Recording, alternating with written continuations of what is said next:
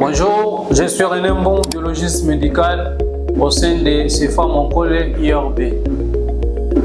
Bienvenue à notre présentation qui traitera un instrument indispensable au laboratoire qui est le micropipette. Il y a un grand nombre d'examens qui demandent l'utilisation d'une micropipette, comme par exemple les examens biochimiques, nous avons les examens sérologiques, certains examens hématologiques et tant d'autres. D'où l'intérêt de savoir comment utiliser une micropipette. Tout d'abord, une micropipette, c'est un instrument qui permet de mesurer et de transférer avec précision des petites quantités de liquide, généralement en microlitres. Plusieurs sortes de micropipettes. Nous avons des micropipettes monoclonales, multicanaux. Nous avons des micropipettes manuelles et électriques. Nous avons des micropipettes à volume fixe et à volume variable.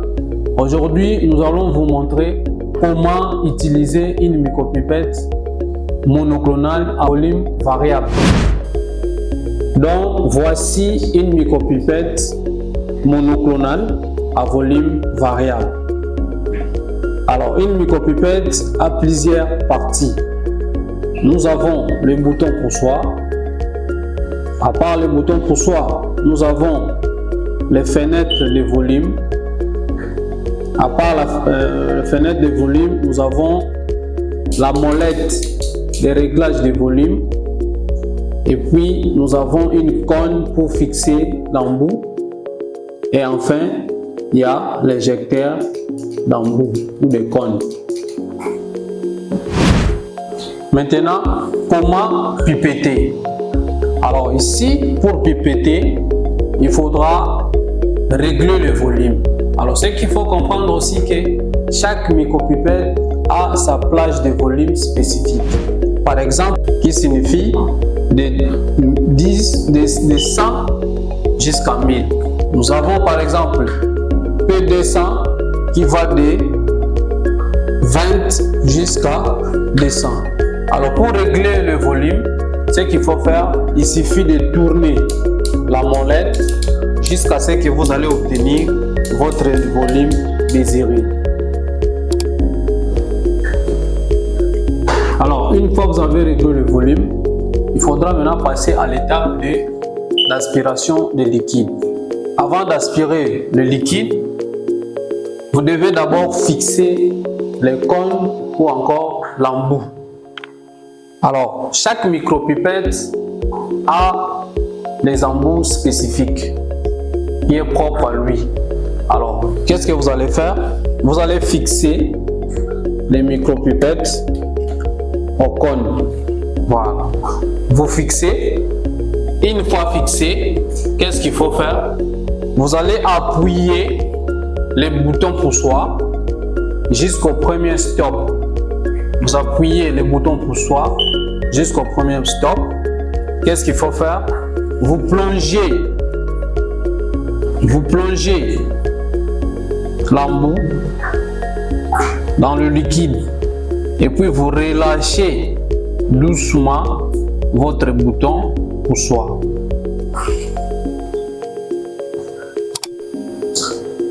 Alors, une fois que vous avez aspiré, vous devez maintenant passer à une autre étape qui est la dispensation du liquide. Alors, qu'est-ce qu'il faut faire pour dispenser?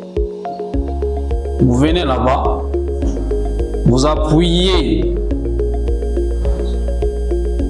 le premier stop pour libérer et puis vous enfoncez jusqu'au deuxième stop pour vider tout le liquide qu'il y avait dans l'embout.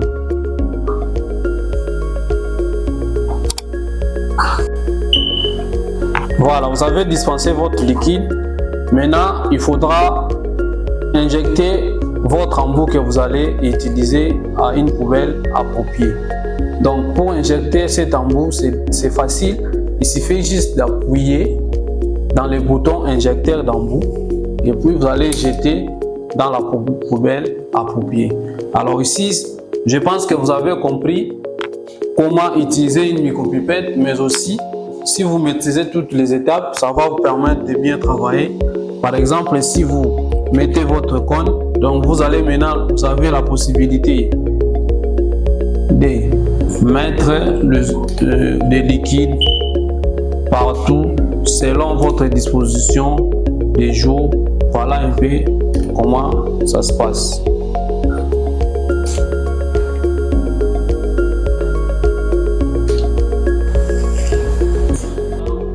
La bonne pratique. Alors, lorsque vous utilisez une micropipette, si vous êtes à l'étape d'aspiration, tenez toujours vertical votre micropipette lorsque vous voulez aspirer le liquide. Il faut que ça soit vertical. Alors, ne laissez jamais une micropipette dans la position couchée s'il y a des liquides dedans. Donc, vous ne pouvez pas laisser la micropipette couchée lorsqu'il y a des liquides dedans. Et à part ça, qu'est-ce qu'il faut faire? Prélevez toujours les volumes que vous avez programmés ici. Et ce qu'il faut éviter aussi, chaque micropipette a un volume spécifique. Vous ne pouvez pas aller au-delà. Par exemple, cette micropipette, c'est une micropipette qui va de 100 jusqu'à 1000. Vous ne pouvez pas dépasser 1000, sinon vous allez risquer d'abîmer cette micropipette. Alors, donc, vous ne pouvez pas passer le 1000 en tournant votre molette, sinon vous allez abîmer votre micropipette. Donc, voilà un peu des conseils de bonne pratique.